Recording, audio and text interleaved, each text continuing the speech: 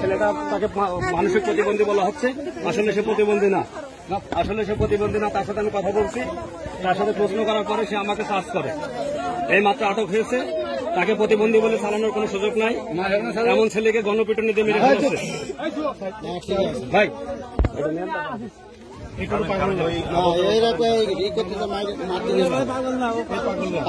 চুপ করেন, সে ইচ্ছে করবে এই ঘটনাটা ঘটেছে। আসামিকে আটক করেছে,